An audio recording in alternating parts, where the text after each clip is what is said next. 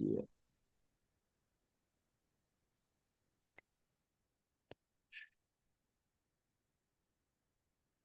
All right. Hello and welcome to the first of our I guess second of our off-season clinics because we had Adrian Hegerverdi Friday night of our off-season clinics. Today we're going to learn all about match sprinting. We're very lucky to be joined by Jonny Mitchell today of what the Belgium track cycling sprint expert. Is that your title?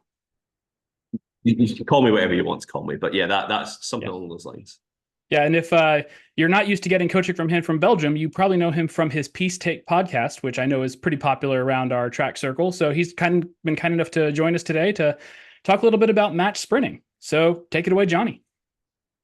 Okay. Well, hello. I'll say thanks for having me on. I'll just obviously run you through. This will probably be looking like around about 90 minutes.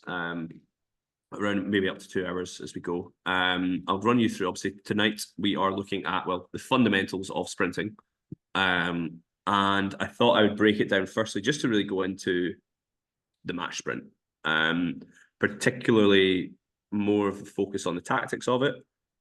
We could obviously also, sorry, I've got quite an echo in this room. Is that okay? Or can you guys hear it okay? Yeah, you seem Or fine. yeah, no, that's fine. Sorry, just I can hear myself echoing through the room. So just in case. But yeah, so we will be looking really at the tactics of match sprinting. So to run you through, say our contents for this evening. I'll do a quick introduction on me. Obviously, thank you, Andrew, for obviously a bit of a summary. I thought I'd add a wee bit more. Some rules, just a bit of kind of guidelines, ground rules. We'll chat through really what is a match sprint. Um, four key principles. I always break down a match sprint into quite loose but fixed principles. I guess I'll come and talk about a bit more about them. And then there'll be a bit of time at the end, hopefully for a bit of a Q&A as well. So firstly, as a quick introduction, I had to dig through and find a photo of me, which was in the time before aerodynamics existed. As you can see, I'm actually the lowest of these guys in the photo. But anyway, so who am I? Yeah, as probably already established, I'm Jonny Mitchell. I was a retired track cyclist. I was a track sprinter with the Scottish cycling team and the Great Britain cycling team for 5 years, retired 7 years ago now, and obviously moved into coaching. As a coach, yeah, I founded a track club in Glasgow, really built around sprinters. We at one point were up to 50 sprinters, riders all the way from, grassroots all the way up to guys who are knocking out 9.9s, women hitting out 11.2s, 11.1s quite regularly. Almost like a mini track program. I've worked with the Danish Olympic team, particularly around their team pursuit team. I've worked with the UCI World Cycling Centre at races, pretty much races, competitions around the world. And I currently, in my current role, I work with Belgian cycling as the track sprint coach. So I guess at the moment I'm trying to build a track program or a sprint program in a country of loads of cyclists, but no sprinters whatsoever. Okay. Oh, and I also host the Peace Take podcast. I would say subscribe to our Patreon, but we're nowhere near organized enough for that. So if you ever want to buy some merch, you can buy some merch. Okay. For this workshop, I'll just run you through, I guess, a few kind of ground rules for me. The way I always want to make sure before I start anything, I always want to make sure I set the room. Because it means I get more out of it. You guys can all get more out of it as well. So firstly, this is simply interactive. There will be a lot of things we will talk through. There'll be some points I'll actually put to the floor. Interactive, the way of interacting, I think we were saying is maybe the best way is either slap a message in the chat, maybe raise your hand if you want to chat in, speak if you wish to speak. Feels very school-like. Anyway, but yeah, it's probably this the easiest way of doing it over Zoom. But yeah, from my point of view, the more interactive this is, the more all of you get engaged and involved, the more you all get out of this. There is also, I think I just want to say in this, I'll be honest, I don't know the people who are in this room, but there will likely be a range of experience. There will likely be a range of knowledge. there is no such, like the whole point of this is to learn to get more, and the more you learn, the more you get from it. So there is no such thing as a stupid question. There's maybe a lot of stupid answers, but that's, I guess, my job. Next is actually around vocabulary, and this is not me kind of policing language, I guess, in any respect. It's more within, I guess, kind of, I think something I'm really quite keen on making sure when doing workshops or doing, I've done quite a lot of different sprint workshops, start workshops, keyroom workshops, all the rest of it. Quite a useful thing to get from this is to also, I assume almost all of you are training at the same track or within kind of similar training groups, but it's trying to get to the point of having common vocabulary. So having the kind of the words and the phrases that, you can use that help you understand and appreciate the subjects that we're talking about. Again, it might be that some of the words, you might use a different word for it. That's also not wrong. And I guess the next big thing is disagreement is good. I am going to sit and tell you about match sprints from my opinion, based off of 15 years of experience of it, of racing it, coaching it, all the way up to Olympic Games level. But no two people will typically watch the same race and always come away with the exact same conclusions. My other half of the P stick, with Lewis, like we have been to races, coached together, coached the same riders, and we could almost have bitter arguments around whether someone should have done something differently. That is, we have different styles. You also, as a rider, as a coach, if any coaches on here, you want to try and find a style of racing which also applies to you as a rider. Not necessarily, again, like if you're saying to someone, go and be aggressive, and you're not an aggressive person, well, that might not always, it might work, but it might not really necessarily work on the track like that. There is also going to be different tracks, different speeds, different riders. A lot of this is subjective. So if you disagree with anything, feel free to shout it out. To an extent, be polite about it, obviously. Next, for today's workshop, I do appreciate that a lot of you, almost all of you, will race predominantly an outdoor track. I tried to do a dig of any races I had of outdoor tracks, but it got really difficult, and then to try and make it work was a bit tricky. But I still think fundamentally the principles of racing, like the key ideas or ways you try to race on a 250 track still apply on a 400-meter track. How you maybe, what that exactly looks like will be slightly different, but the broad principles apply. And finally, I am Scottish. That's not the point. The point is that I have an accent. If you struggle to understand anything I do say, that is completely normal. I work in a country where English is not the first language. So if at any point you need to ask me to slow down, to repeat something, to be less Scottish, all apart from the last things I can do. Cool. Any questions so far, I guess, before we get cracking on into it? Anything to add from you, Andrew? No, sounds good. I don't see any questions or anything so far. Just a thought, just in case you didn't understand the accent, just in case. Okay, so this is our first interactive part of the workshop. What I want to do is just really broadly define what is a match sprint. In a match sprint, what are you trying to do? What are the aims?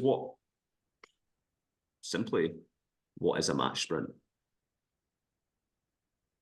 And again, no such thing as a wrong answer. Yeah.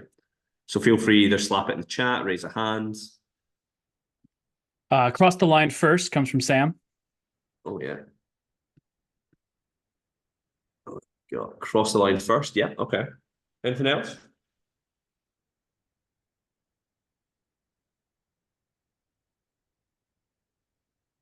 I always liked when people describe it as a chess match on wheels. That's what I've actually got written down. But yeah, yep, nice. Strategy. Strategy, yeah. Cat and mouse game. Okay. Any other answers? And I'll ask a slightly different question. Let's see what we got. I'll throw one more in that sometimes it's a practice in efficiency because if you're looking to go deep in the rounds, you can't always blow all your matches in the early rounds. So Yeah. it's Yeah. also a game of efficiency as well. Okay. Game efficiency. Choosing where to apply power. We'll see that. Okay, and then from your guys' point of view, what are you trying to do in a match sprint? If you're racing a match sprint, what are you trying to do in that race?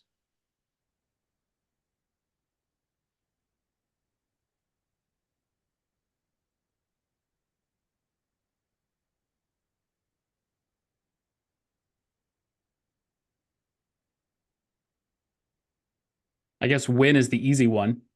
Yeah, come on, we've already had that.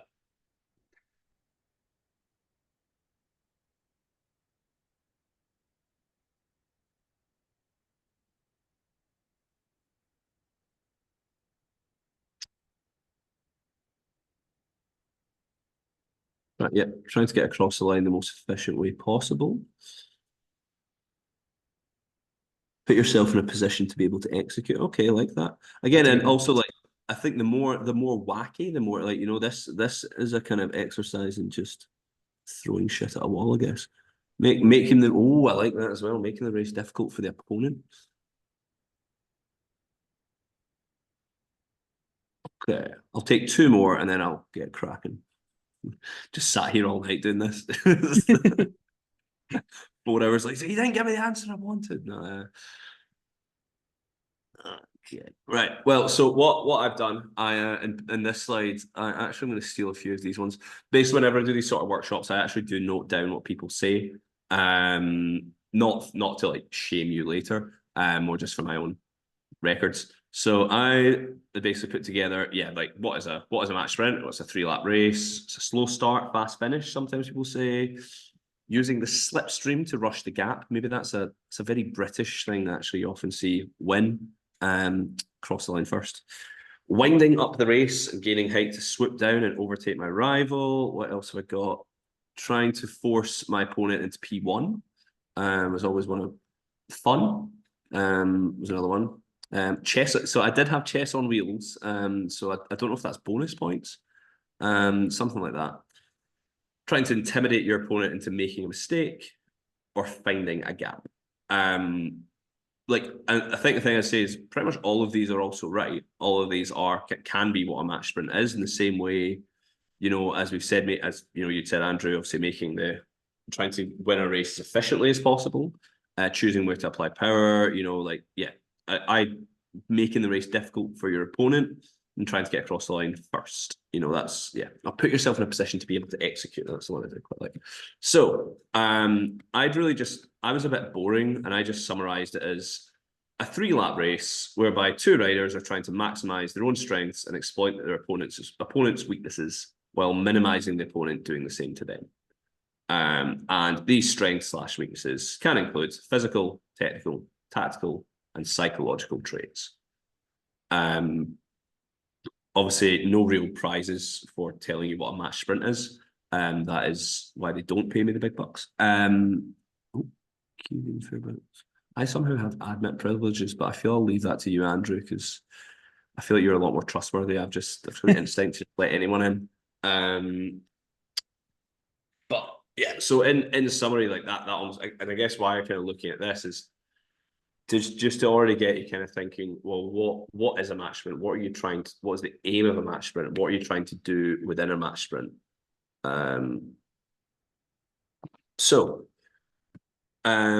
For me, I would break down then the next kind of question. Well, I've not asked the question, but the next thing I would then look at is, okay, we now know what a match sprint is. It's a combination of this and all of these. The next question is, well, how do you actually go and win the bloody thing? So simply put, I always think that match sprint races, well, firstly, no race is the same. So you could come in and you could make a plan. Quite often you'll see a lot of riders or coaches, they will say, well, I had a plan to do this at a lap to go. And then they get to a lap to go and they found out that the other person actually kind of screwed that up for them. Plans, great. fantastic, but typically every single match, every single race is different. Even if you race the same opponent 5 times in a row, well, humans learn, which is obviously great, but also really annoying when you're trying to race the person and you're 1-0 down. So every race is different, but similar themes apply. While there are a lot of ways a match sprint can play out, there's not that many ways it can. And I think that's why you see a lot of racing now is starting to move into a bit more of a model at elite level anyway. But I guess what I'm going to try and do is give you a bit of an overview of where I would look at all these different races, all these different things that happen within it, and try and make it really boring and give you a structure on how to race. And it's, again, I think it's making sure there's a structure. It's not completely rigid, but that you have the creativity and the space to execute your own decisions well. So for me, I put it down to 4 key interlinking principles. I initially was going to put arrows in this, but I actually lost my computer mouse and I can't really do it on a dashboard. Was my main reason. So firstly, the biggest one, your 4 key principles. Your first one is actually decisions or decision making. Then control, options, and investment. So simply, I'll obviously go into these individually, but in short, actually, anyone got any thoughts on this, or any kind of like, or even what would I'll just quiz you, Andrew, from your point of view. So if you're thinking decisions in a race, what do you think I mean by that? Just off instinct. When to apply the power, when to go for a gap, when to overcut, when to undercut. That's if you're behind. If you're in front, how to keep them behind. Do you go for if you're starting to get into the last 300 meters on our track at least, do you go for a full out jump and then wait for them to kind of counter and then go again, or do you just try to go all for once? So there's a lot of different things you can try to decide during a race. Pretty much nailed it. We're done. Good night. No. So we'll kind of go into them each individually. I think the big point I would make is that because what we'll do now, I'll go into each kind of principle. I'll show you a few videos which outline these quite well. But by the time we get to investment, which is number 4 on the list, you will already be looking at the videos and going, well, there's a bit of control in there, there's a bit of options, hopefully. So I think the one thing I would also just say before we go into these is I want to look at these races from only really the viewpoint of tactics. So there might be some races where the physicality of the riders is quite imbalanced. You might have, I've tried to find as many races that are quite closely matched as possible.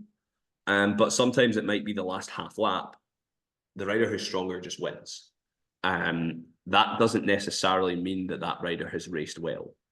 A really good example, apart from the Olympic Games, of this of the last 4 years has been Harry Love Racing in the men's sprinting side, or actually probably even Emma Finucane on the women's side. Riders who are, when they're good, have been and often when they've won, they've been so supremely strong that they actually made a lot of mistakes coming through the competition.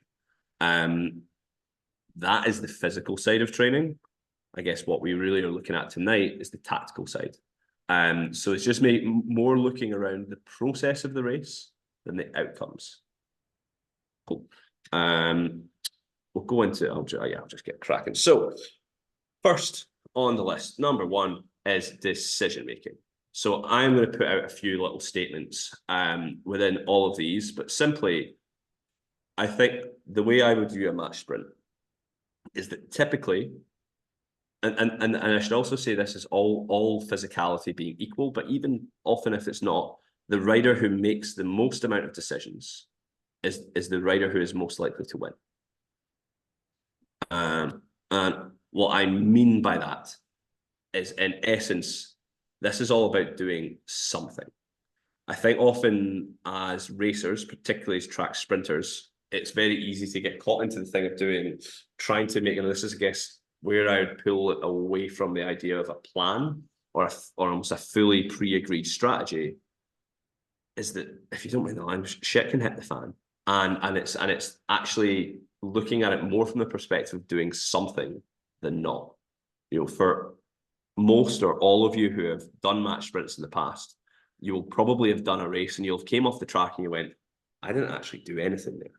Or like, or you felt that your opponent was just always, they were always the one making you do something. Or I tried everything and I was throwing everything at them and nothing was working. For me, I think that match sprinting is, whether you do the right thing or the wrong thing isn't actually that important. Obviously, the higher levels you go to, the more experienced your opponents are, the importance of how correct it is how correct what you do is important. But actually, often just doing one thing can lead into another. And I think that's where I would say is, looking around that is like the sum of the decisions that are made, as opposed to just simply, did I make the right or the wrong call there? Usually, riders will look at maybe a moment in a race, God, that was wrong, but actually they missed the whole half lap before of setup. There's quite a lot I'll maybe talk about at the end, but around to make decisions. I could do a whole workshop on decision making. God, that would be the wrong decision, I know. But like within any ability to make decisions, when you look at research around, within military, within sport, within everything, like match sprinting, you're having to make multiple decisions almost at elite level. Those riders are making multiple decisions a second. And one of the big blockers, one of the big issues that people run into is they go into a race. It's not that they're not confident, but they're so worried about messing it up or so much worried about getting it wrong that they end up getting it wrong anyway, because they come off the race and they didn't make a decision. So I'll show you. I'll actually go Gal versus Braspenix. So let me just get. So I'll run you through some races. Are there any questions actually? Firstly, on that, what I've just kind of said there. Any thoughts? Any disagreements? Any arguments already? No. I once actually did a workshop where someone argued with me within the first 2 minutes. It's great. Oh, shit, Sam can't figure out how to raise his hand. Oh, that's okay. You can unmute and ask your question if you'd like. Oh, cool. Okay. Sorry, I didn't know if I had the capability. So, Jonny, when you say sum of decisions, I don't know, it sounds like you're talking, and maybe this will become clear when we're looking at video. So if that's the case, then just ignore what I'm saying. But I feel like sometimes when I look at my races, I want to be able to look at any given point in the race and be like, what was I trying to do there? Like, what was my kind of active, what was I doing? I don't want to have a point in the race where I was like, I don't know what I was doing there, or I don't know what I was trying to accomplish in that situation. Is that kind of what you're talking about? Because that seems to me, I don't know, I'm just interested in like the kind of quantity aspect of this, if that makes sense. Yeah, I guess I would say with this is not to be like this isn't completely almost, there isn't, I haven't got to the point yet, but I haven't got to the point of building almost like a model around actually quantifying how many decisions you make. But I think it is, I guess I would say, is like thinking around the idea of like flow in a race. So often, so say for example, if you're in P2 and if you decide to move up, then actually that gives you the chance to make another decision. And even if the decision to move up wasn't correct, it can lead into another decision that might be correct. But often riders fall into the trap of not making the first decision or not making a decision. The other rider, they become, I think actually you use the word active, which I quite like, is because you want to be active in a race. And an active rider is one who is making decisions. I guess would be the way to summarize it. So I'll just go I was going to embed the videos into the presentation, but then I was going to make it huge. So I'll just share it. Can you guys now see? I've just shared it onto a video. Yeah. It might get a little bit glitchy. I hope not. But if it does, let me know. So this is Milton Nation World Cup. This, I think it's 2018, I'm going to say. The picture quality is not indicative of the time it was filmed at.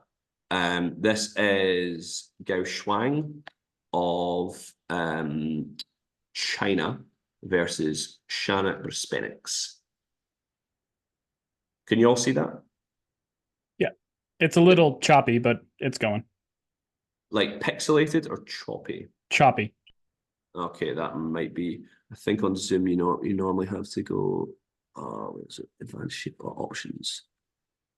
Because you're not normally. I think it says optimize for video sharing options. Nope.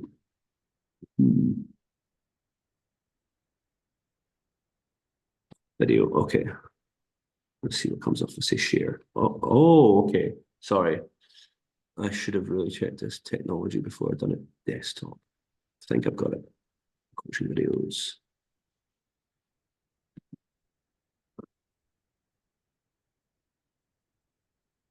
See, this is why I tried to put them all on the same thing and then I lost it.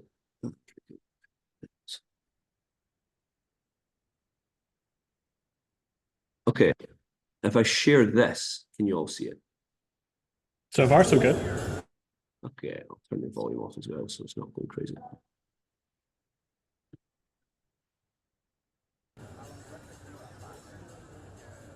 That's better. Okay, is that better? Yeah. Fantastic. Okay, so we have, Gao in 1, Bruspenix in 2. I'll leave a little bit of audio. What we'll do, we'll watch it through once or twice and then we'll talk it through. They're not only powerful on the track and cycling, they're very powerful in the road cycling and things of the UCI world. Anna van Vleuten, becoming a recently the World Elite Women's Champion. What a return to form for her. That was right after nearly everybody thought she had passed into the next world after a horrendous crash at the Rio Olympic road race where she just laid on the ground for the longest time. Coming back to racing a few months later, she won her first race in which she took part, which was a time trial, and then just mastering everything at the World Road Championships and racing right here. We talk a lot about her performance in Rio Tour. She literally rode the wall, not the track, the wall. If you're going to go on Google, put Lorraine Van Rees in Rio, you'll see that picture. Right over the wall, over that French fire. But back to action here. That wall, you'll fall about it. Resist the impending attack from Ross. What happened there to Wall?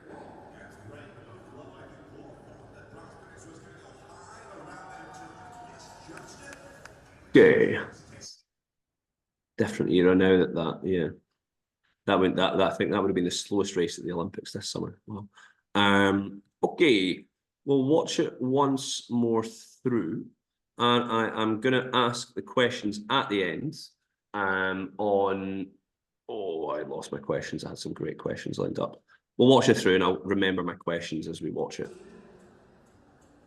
They're not only powerful on the track and cycling, they're very powerful in the road. Sorry, simply my questions are: who is the more decisive rider?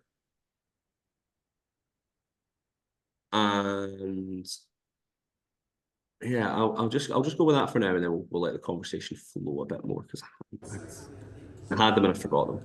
UCI world. Anna van Vleuten, becoming a recently the World Elite Women's Champion. What a return to form for her. That was right after nearly everybody thought she had passed into the next world after a horrendous crash at the Rio Olympic road race where she just laid on the ground for the longest time. Coming back to racing a few months later, she won her first race in which she took part, which was a time trial,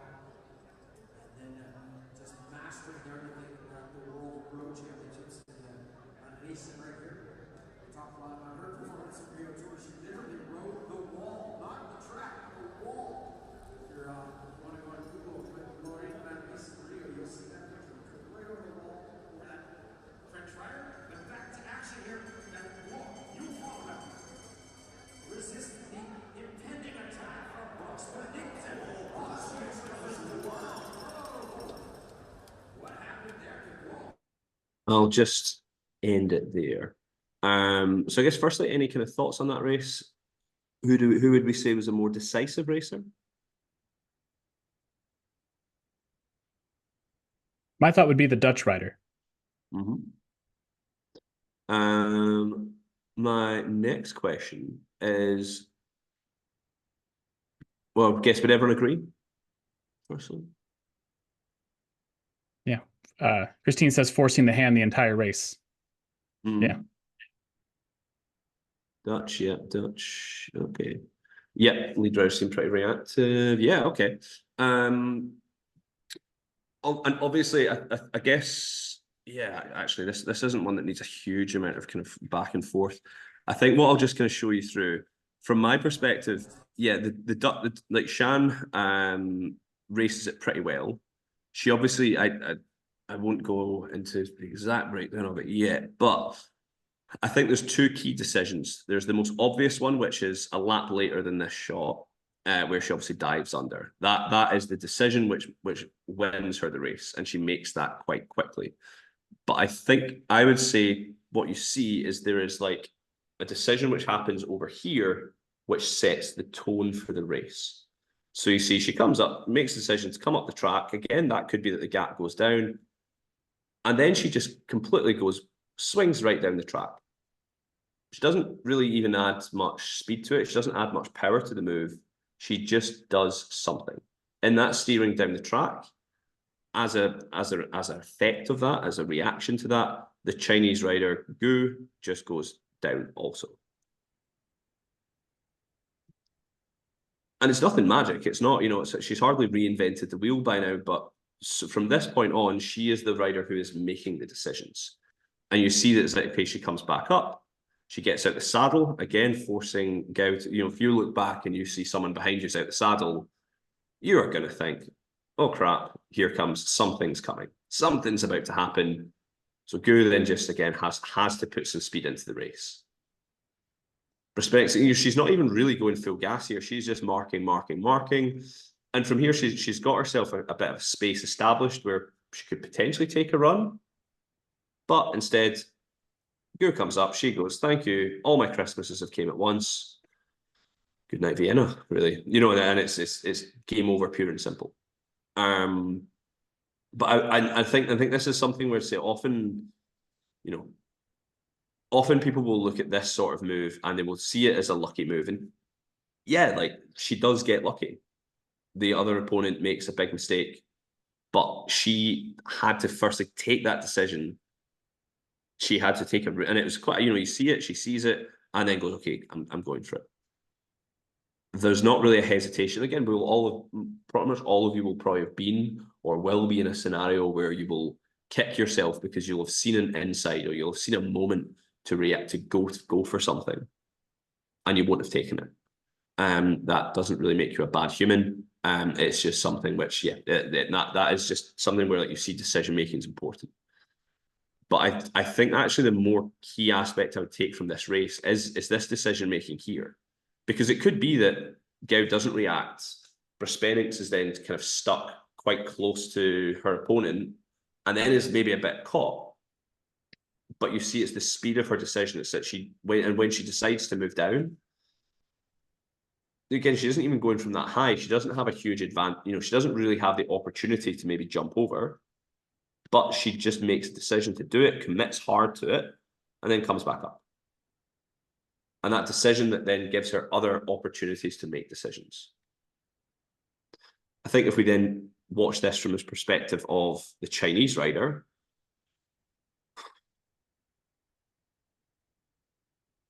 she just kind of loves the blue line. Back to the quota. Okay, back. You know what? Back to the blue. And does she put in speed anywhere? Okay, a little bit. Then goes, I'm not really sure here. Whereas if she decided to even just slam it to the black with full aggression, full commitment, then Brispenix almost has to follow her down. She takes control of the race, which we'll obviously come to as our next principle. Again, through here, and you see at every point, she's almost afraid to make a decision, but yeah, just not really committing to anything. Just living in this middle. It's almost as if she's just got this magnetism to the blue. She's just getting pulled, back up to it again. Just can't stay away from the thing. Do we all see that? I guess any other thoughts, kind of questions on the race before I move on to another one?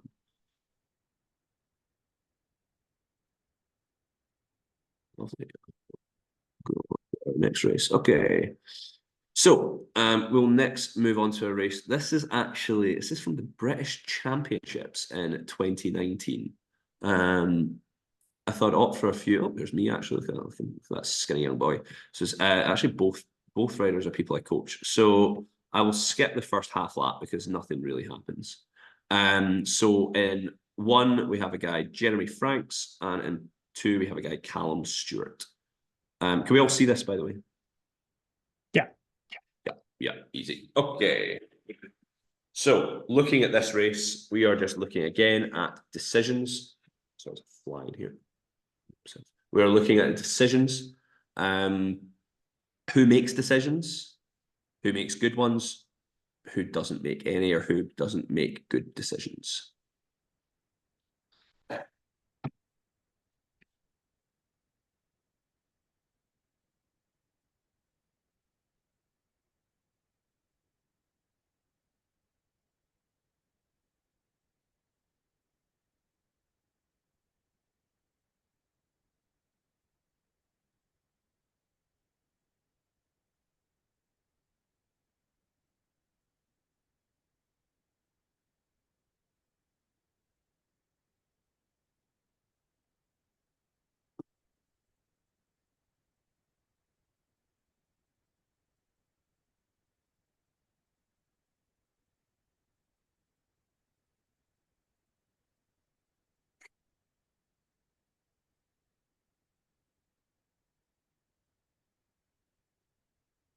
We'll watch it through again.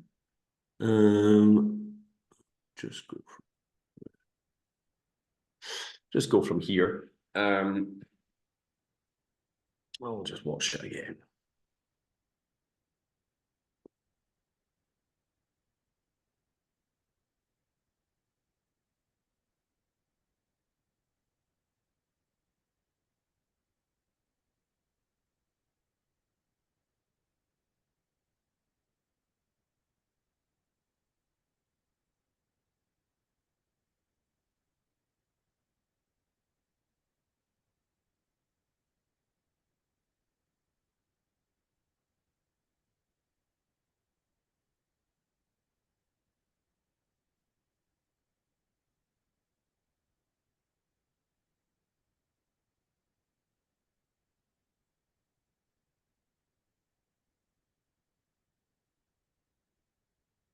He's really where the days before Aero, eh?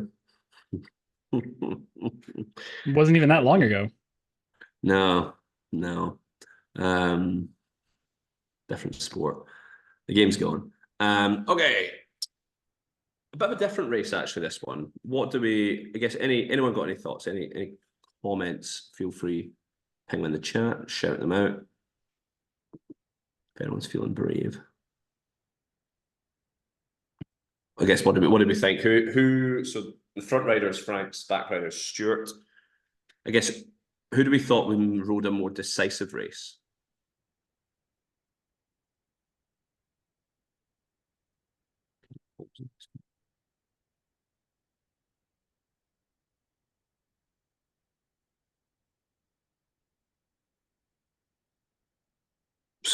Simple seems to be fairly decisive, yeah. Oh, I can add a reaction. Ooh. Yeah, I think at least from my point of view, I thought P1 was a lot more decisive. P2 was making some good decisions, but was also a little reactionary. Yeah. See, so I chose this race as it's a bit of a kind of in the middle sort of race. Yeah, both made decisions. Not always, and again, you can always say good ones or bad ones.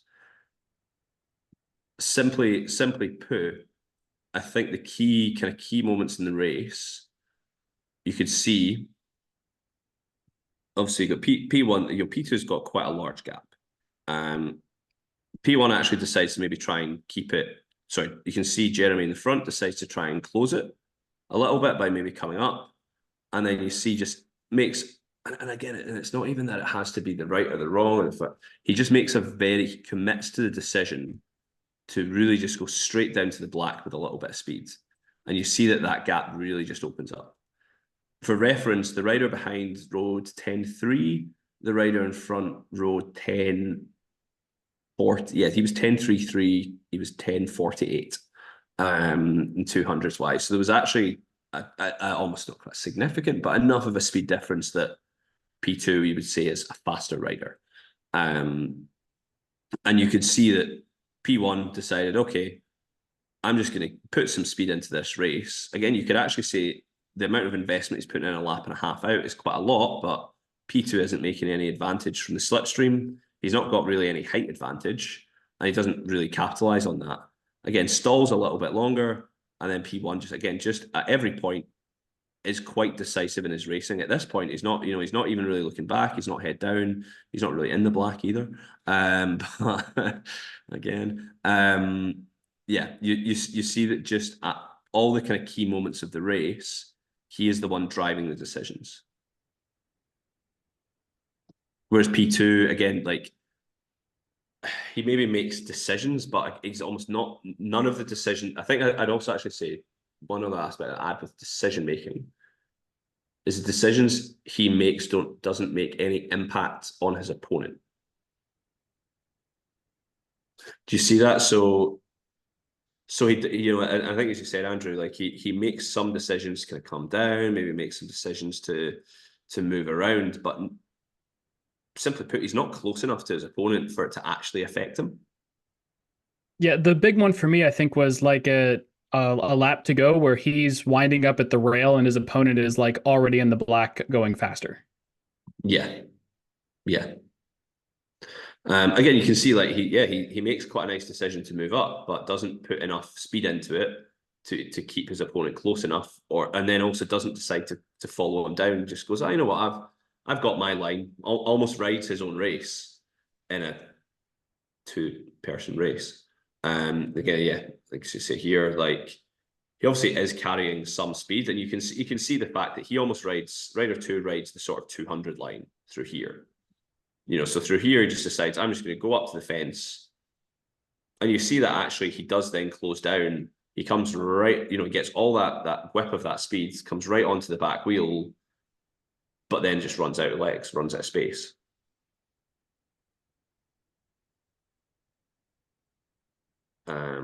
Okay, any questions on that, on these races? If you coach both those riders, is that a frustrating position to be in where you're like, why did you do, or one of the racers, you're like, that's a really good move. And the other one, you're like, why did you do that move? It's a really bizarre one coaching 2 riders that are racing each other, because you both at the same time are like, I don't really care because I'm through. Fair enough. Yeah.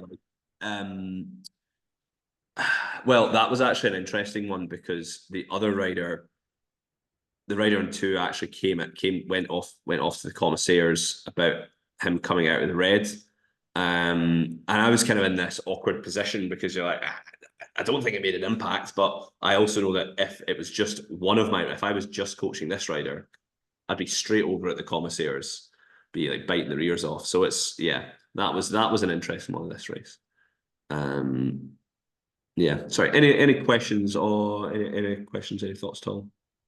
I'll bring in control. Okay. I will say on the going for the protest move, there's one official out at our track, Zach Bano, who's like a big UCI com as well. His whole big thing is always you race all the way to the line and then you can protest, because if you sit up, they're never going to say, well, maybe it made an impact, but we don't know because you finished 5 bike lengths back because you just sat up. So, always race all the way to the finish line, then you can go for the protest. Yeah, pretty much. I had that at the British Championships in February, where one of our guys had qualified 4th, came up against the junior. The junior dived underneath and actually should have really been relegated because it was in the sprinter's gap. But then our guy literally takes his hand off and goes, midway through the race, then grips on, then goes and gets that lap to go, and then carries on the sprint, and he gets photo finished. And yeah, he was a much stronger rider, and it was just simply, I kind of sat and I was like, mate, I can't really argue this with the comms because you took your hand off halfway through. Like, you're trying to make, the one thing commentators hate is riders trying to make the decision for them. This is another good one. Okay, I'll go back to our PowerPoint. Where are we? Yeah, okay. So we have covered decisions. We'll obviously come back to decision making because, as we said, they're interlinking. All of these things work in with each other. But our next thing is control. So kind of key principle number 2, the rider who spends more time in control of the race is more likely to win. Obviously, to add the second layer of this is that you can only stay in control by making decisions as well. Like, no rider has control of the race by sitting on their hands and twiddling their thumbs. The aim is to ensure that you are the rider who is always in control of the race. So if your opponent is doing anything, like, again, this is where, like, if you're countering whatever someone's doing, again, that chess on wheels, or there was another blindfolded fencer, I don't know. But yeah, like, if you're the one who is making the decisions, you are more likely to take control. I sometimes, even with some riders, I would almost liken it to, there is a baton that both of you are fighting for. You're both fighting for control of the race. You're just, and who grabs that baton and takes control again in a race. The way to take control is typically where a rider dictates the speed, the direction, and the height of the race. So what I mean by that is, so let's say you are in well, actually, this next part, quite make most of control is particularly beneficial to P1, particularly if you're a rider who doesn't have not many other aspects, but the easiest match sprint to teach someone is to ride P1 and to ramp the speed. And that is because if your opponent decides to take height, you can race your own race. You can still race your own race and ramp up in the corners, and try and pull your opponent back down. And even if it's a good example of that. If you come up or move around the track, that affects your opponent. Those decisions have an impact on the person you're racing. Does that make sense? Then I guess one thing I'd also say is there is direction and height. Both of these are obviously things that you do to steer. Direction, what I mean more by this is in terms of the lines that you cut in the track. So say if you're deciding to cut a higher line, maybe through, if you're in P1, decide to even take a little spell up to even just above the red and back down, that isn't necessarily taking height, that's just using direction. Whereas if you're taking height, I would say that is you pushing typically above the blue, but that's putting yourself in a position to gain an advantage from the height that you're in, almost whereby you can use gravity to maybe turn down or to do something with that. Does that make sense? I will first go, and this actually, he always loves that I show people this. This is actually Lewis Stewart racing Hamish Turnbull at the British Championships, I think maybe also in 2019. So you have a very skinny Lewis Stewart and a very skinny Hamish Turnbull, but he's probably about the same. It's not far off the same mass. Can you all see that? Yep. Yeah. Okay. So we have Lewis in 2 and we have Hamish in 1.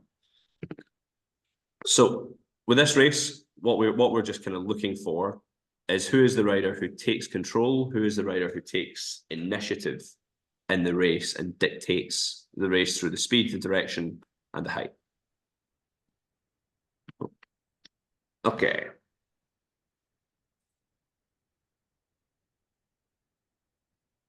So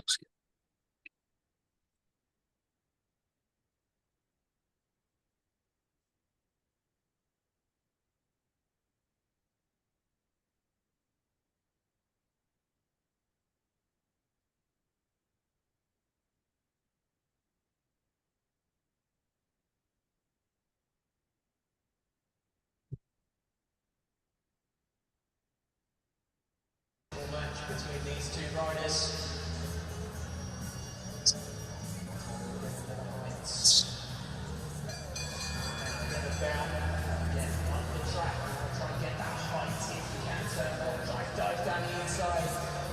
Slams the door shut in his face. He now has come a long way around. Stewart's batting on the inside.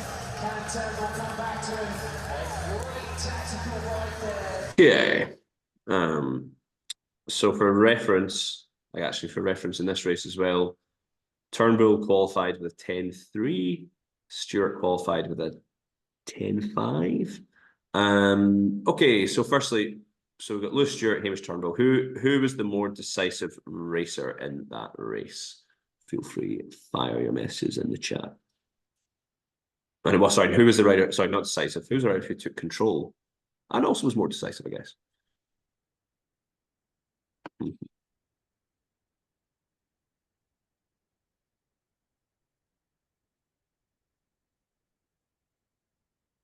Everybody in the chat seems to be saying Lewis. Yeah, that's the correct answer. So JC Powell, do you mean P2 from the start or P2 from, I guess, because the position changed? Yeah, starting P2. Yeah, cool, fine. This is quite a nice demonstration of it. Lewis can always do amazing things on a bike, but he could always ride really well from P1. So and obviously, actually, you can see even just there, you can see how much he wants P1.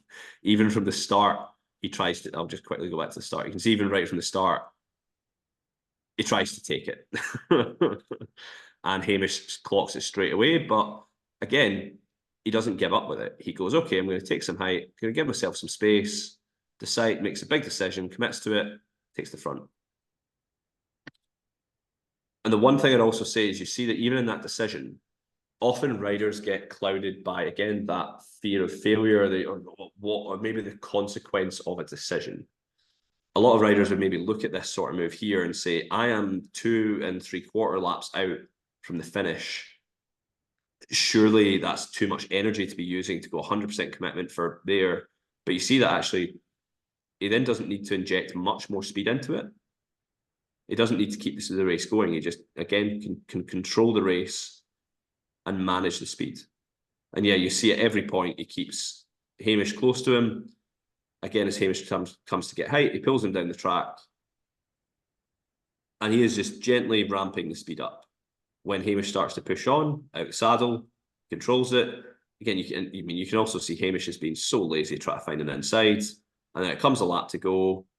And even you just see that little flick up here. I'll go back and show you that. And for P2 to try get round there on the hip, yeah, like Hamish Turnbull in P2 is a lot faster. And really, like, his actual peak speed was always so much better than Lewis at this point, and obviously still is. Sorry, Lewis. But that doesn't matter because he has to go from really the last 200 meters, he's going to be traveling around about an extra, 3.5 meters.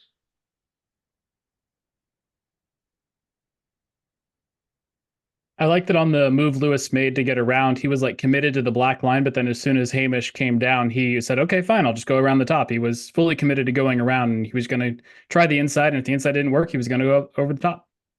Exactly. And I think, there's obviously the big decision here he makes to take the front where he takes control, but you see at this point, if you're imagining that baton, he's not letting go of it.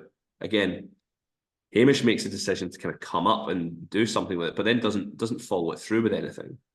You see, so you see Hamish goes, okay, I'll try and maybe get some height or get some space. I'll make a small decision, but there's no real commitment to it. He then goes, oh, Lewis didn't quite do what I wanted him to do. So I'll just come back down, and then, okay, now he's got no space. He's got no real opportunity. He's got no options to really gain an advantage here, other than maybe try to commit hard around the outside, which you can see his opponents also got really good observation, isn't going to let him away with that. So what should have Hamish considered doing in coming out of turn 4 when he went high? Here? Yeah, when he went high. It's just commit more to it. So go higher and go harder. You see that he doesn't put out any speed here, and almost actually stay high, because if he even cuts a line along here and commits to that, Lewis, then he potentially has an opportunity to maybe do what Lewis did in the last straight, where he could maybe hop over again, or Lewis comes up to meet him. Maybe Lewis comes up to meet him here, and he's maybe got an inside. But as such, he just almost goes, "Oh, that decision didn't work. Okay, I'll try again in half a lap." Again, you see he tries it again, but just doesn't commit really to any moves for height.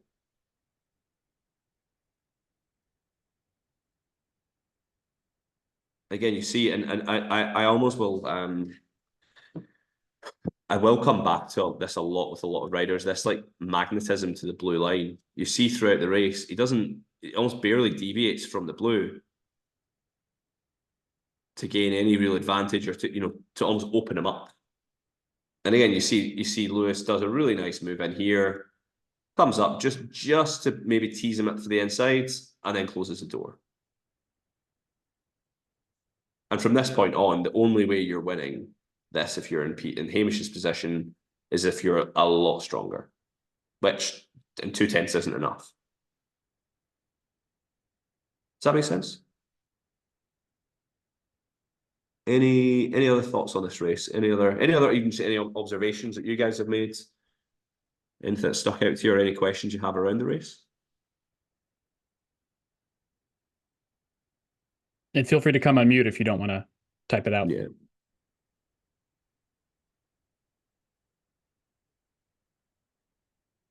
Okay. Okay. I'll go next race. Oh, looks super tough for him once he gives up P1 from Sam. Hamish. It got super tough for Hamish as soon as he gave up P1. Yeah. Yeah, and again, a lot of that is just there was never a point in which he was in control. And you could see that he was throwing, again, as we were kind of saying, like these little moves. He was throwing lots of little things at him. But there was no point in which I think if he had just even made even any big bold decision, he would have been the one making Lewis react to him. I'll actually show you some. Yeah, you know what? I'll show you some growth. I'll show you another video from Hamish, but from this year's European Championships. Oh, where's it went? No, where's it gone? Oh no, it's in this, wasn't it? Yeah,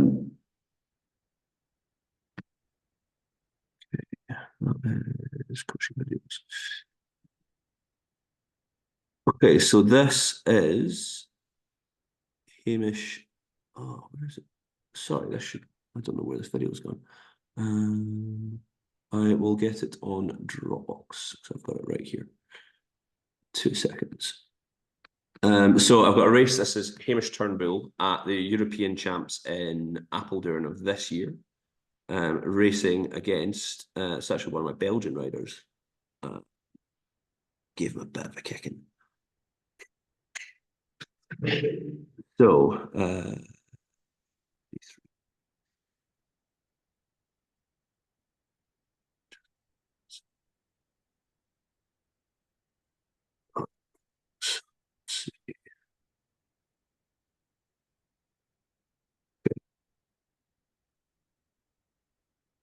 so we have Jordan Mertens and Hamish Turnbull. So I'll hide that. Okay, can you all see that? Yep. Okay, just turn sound off because it gets really annoying. So we have Jordan Mertens of Belgica against the familiar face of Hamish Turnbull by now.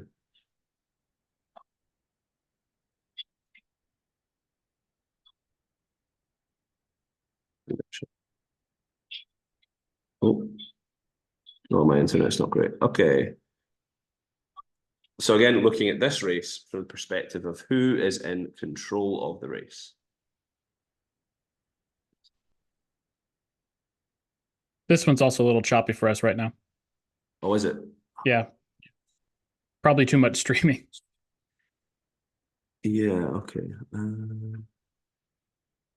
me see if I can go new share.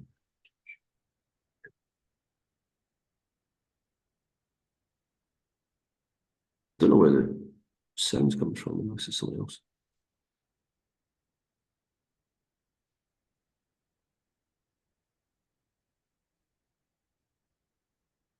There we go. It's smoothing out. Can you? It's smoothing out. Okay.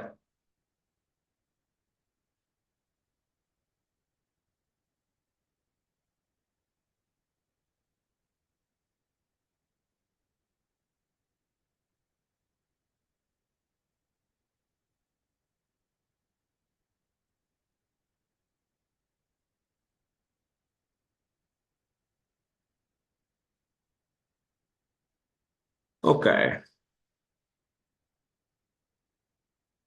So we'll watch this again. I'll be quite honest, quite quick. This is I guess a bit of an example of a rider not taking control from P1. And you see almost where someone isn't really trying to control the direction or the height or the speed of the race.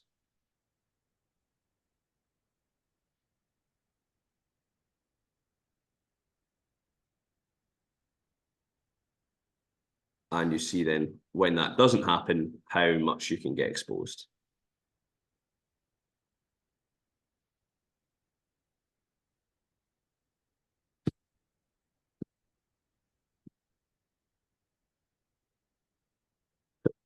Much beyond there, actually, to be fair.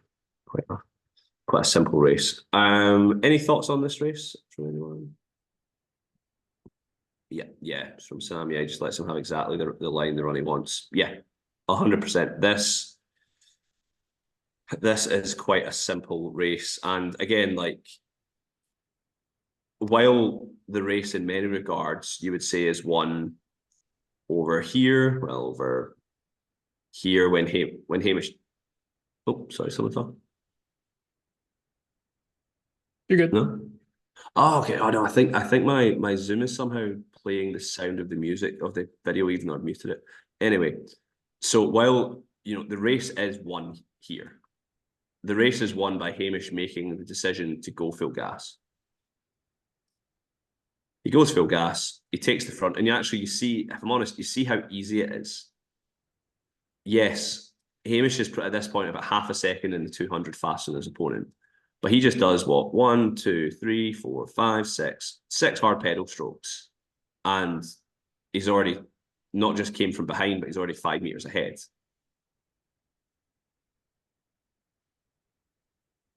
And but where that thing came from is because he decided to take control. So you see, even rather than the other race where he just pushes for a little bit, you see, and that's where actually you see the similar traits of the same rider.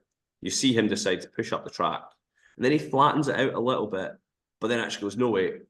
You see, pushes up, flattens it out, and then goes, actually, no, let's just keep pushing, let's keep investing into this. And okay, now he's got himself into a race-winning position. He's got more speed than his opponent just by virtue of going further. Even if he's holding the same gap through the corner, he is actually already going faster. And given the fact that he's higher, he also carries more potential speed. So he's got more speed, he's got more height, and all he now needs to do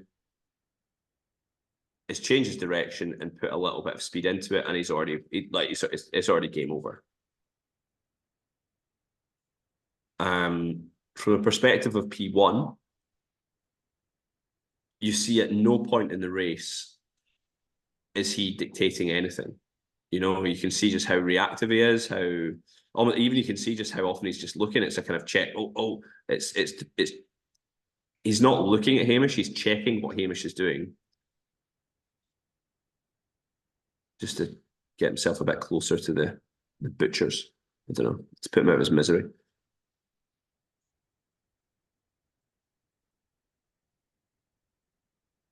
Okay.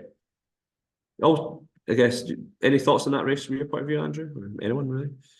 Oh, I'm just starting to wonder about the psychology of going up against somebody who you know is a half second faster from P1 and just watching them dictate the race behind you and how much that can play into it as well. Yeah, no, absolutely, and that's something where I guess kind of what we said originally, like all of the components are important, but this is where, say, even if you're in the position, I always try and make sure with riders, and particularly on race day, you're looking at them saying, look, when you're approaching someone, when you're racing someone, you almost have to believe they're the same speed as you. And because even if you look firstly from perspective of Hamish, he is racing a guy who is a lot slower. So there is a big part here for him about energy conservation. But actually, just because the sheer virtue of him doing something and taking control, he's not really operated at full gas at all. You see, he's went full gas for a little bit, punched it a little bit more, and then at this point, even you see him almost, he's quite relaxed. He's not really flat out. And if he is, he's flat out for the back straight. And while it's obviously still 10-3 for a guy who's went 9-8, that's not really mega flat out from the black.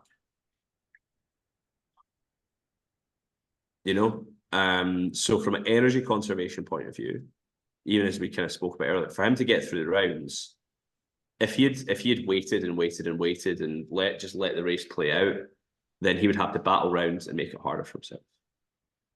Whereas for the rider, for the rider on the insides, Belgian rider, looking at, okay, how do you make your opponent have a difficult race?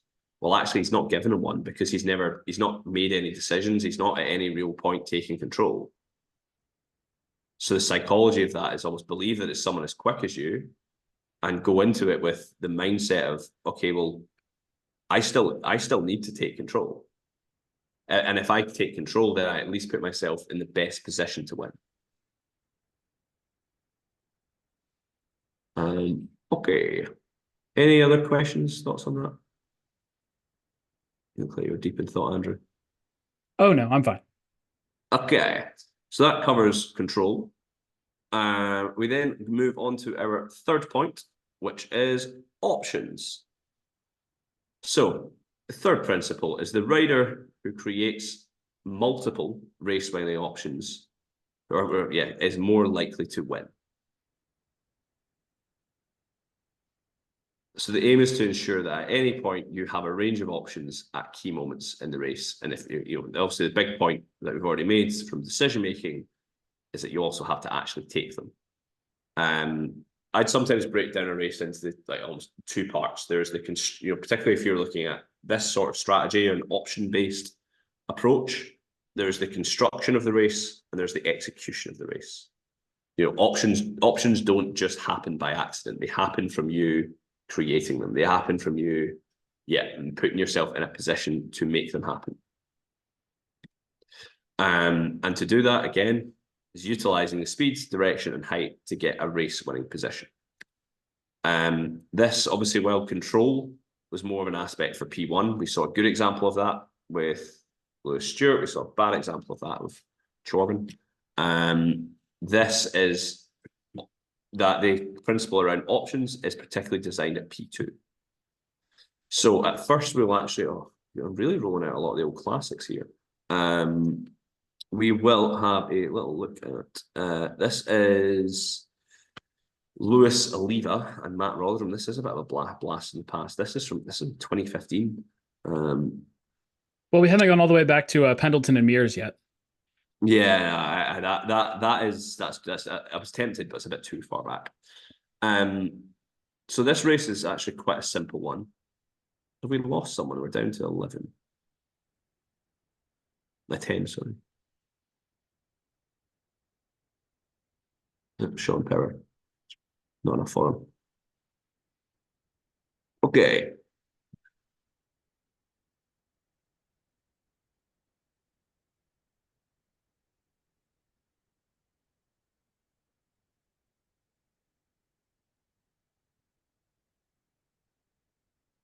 Okay, so we have Rotherham in 1, Lewis, Oliva in 2. Not sure where Rollers crashed to earn that bandage, but just looking at this race of who sets up, how does P2 set himself up with options in the race and what a benefit he maybe gets from them.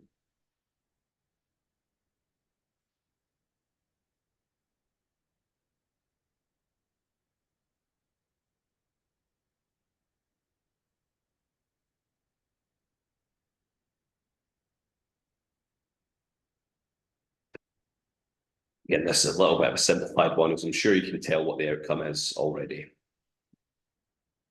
No prizes for guessing who wins it by this point. But stay tuned, you never know.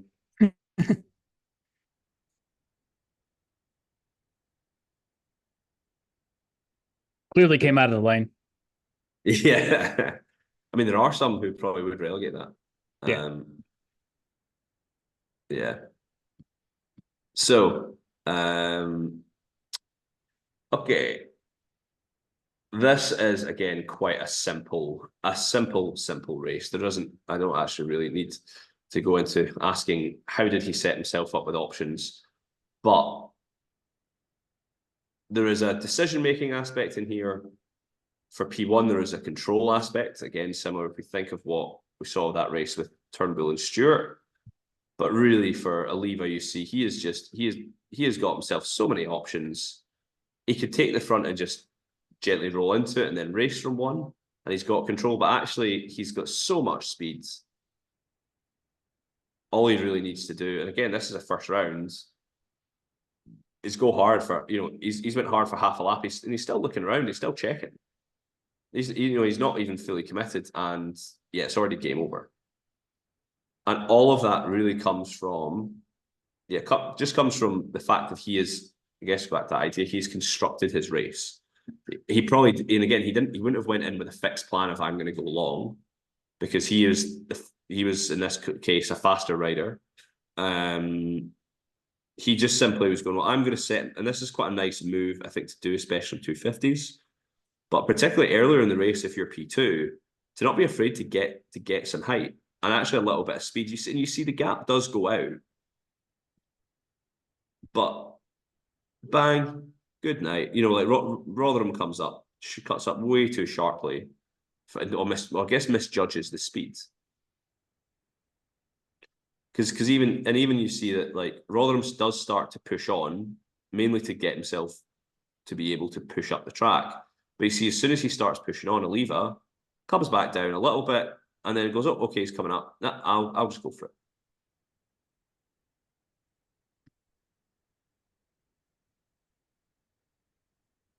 And again, a lot of this, actually you can see it quite nicely with Oliva. Like he does this little move here, he pushes hard, and he just puts a bit of speed and just opts to take this corner on the banking. And at this point, he does have, obviously, this isn't typically a race-winning portion of the race. This corner isn't normally the most important corner. It is usually a lap later. But already he can choose that if Rotherham does push down, he can just follow down. He's got Rotherham on a bit more speed. He can choose to maybe go higher if Matt comes up to maintain his space. Or, yeah, as we see, he chooses just to do what he does. Or even he could just simply sit in the blue, wait for a bit, and then start making more decisions. Because he's made a big decision early, he's got a little bit of time to play with. Do you all see that? Any questions? Any thoughts? Anything from you, Andrew? It's amazing how much P1 stalled out. Like he made the decision to go up track and meet him, but like did it without adding any power. And just and then it was, it was gone. Yeah. And again, like that really for Matt was a big just an error. But you see, another big thing is particularly when gaining height. Really, and this is a really nice illustration of it.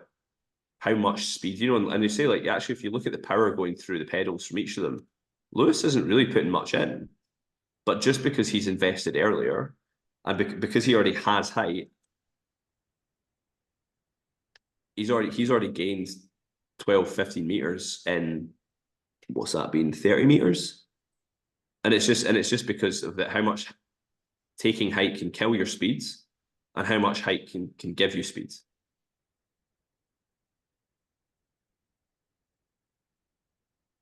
Okay. Our second video, this is a fun one. I have picked a few fun videos tonight, I have to admit.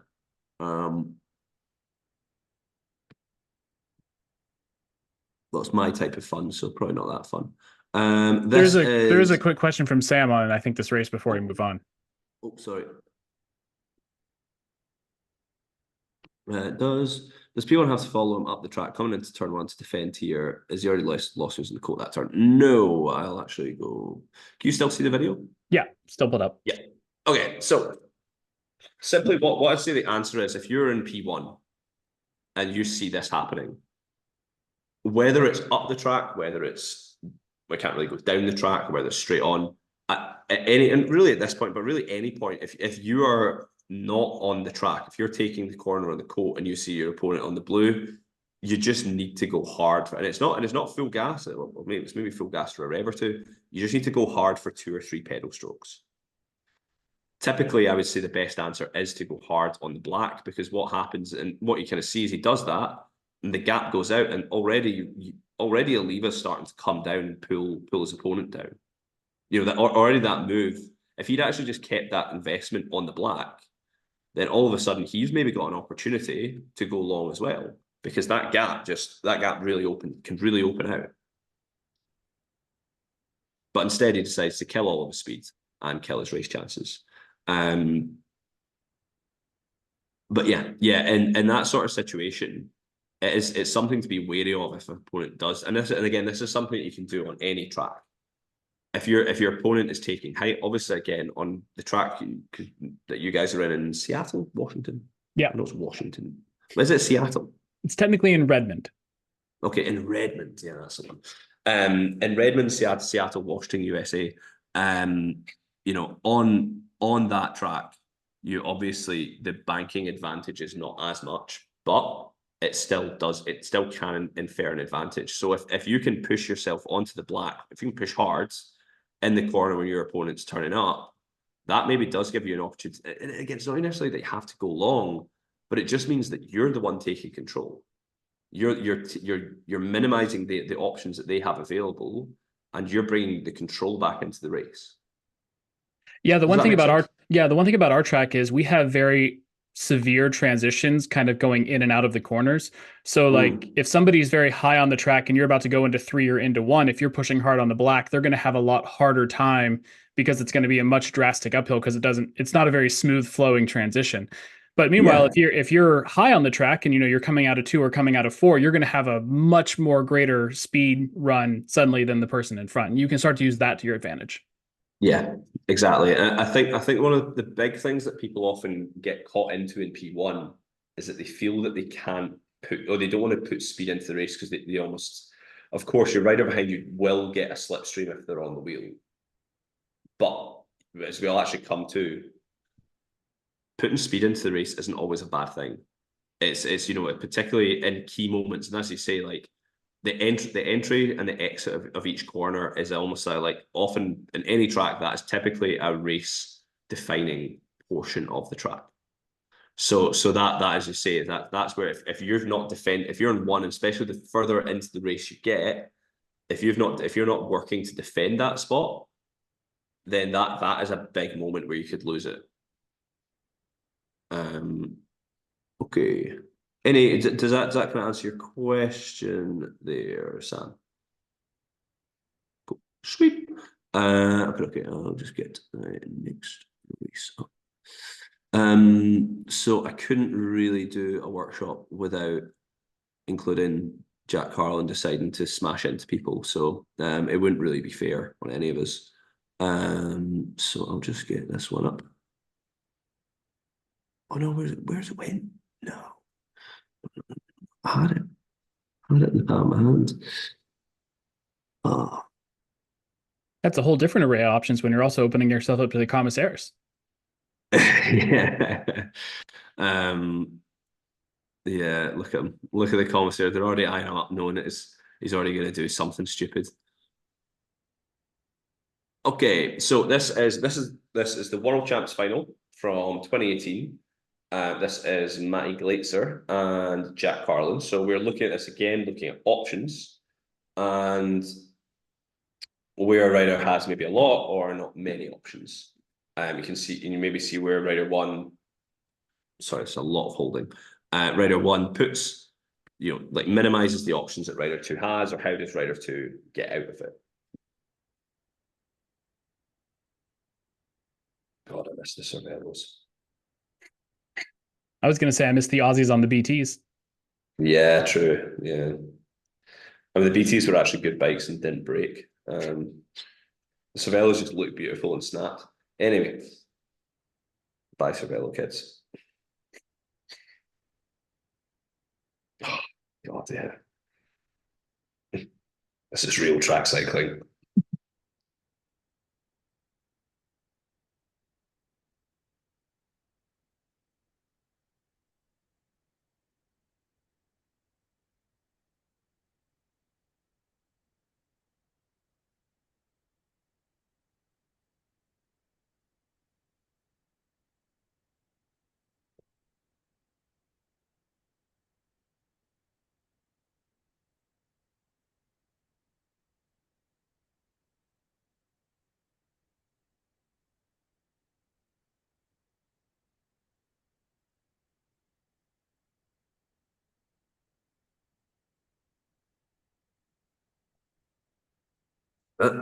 Days before aerodynamics. I have to be honest, from this point onwards, this is where we started calling Jack Long John Silver, as he has been in God knows how many finals, but still never managed to win a title. Okay, so any thoughts around that race?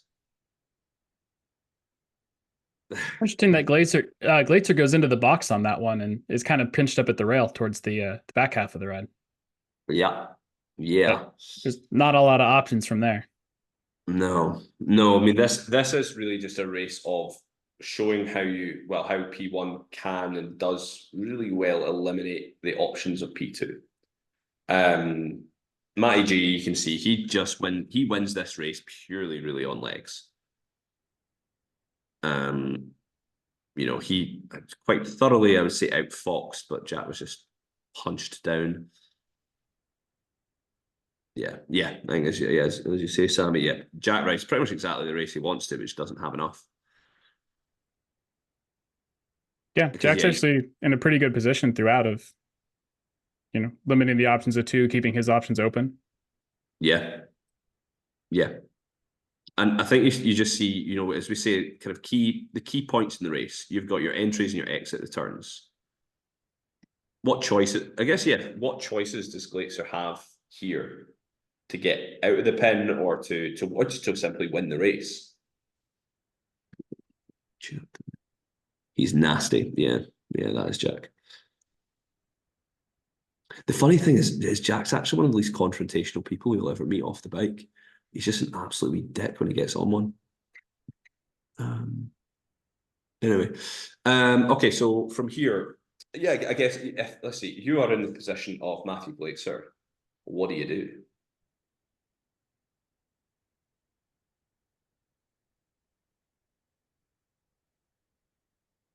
I feel like you really only have two options. Mm-hmm. You can try to slow down and cut under, or as JC just pointed out, you can try to overpower and go over the top. Yeah. And anything you would add to doing that? How I guess would you? There's not really a way to ask questions to get the answer to this. So yeah, you're completely right. You have two options here.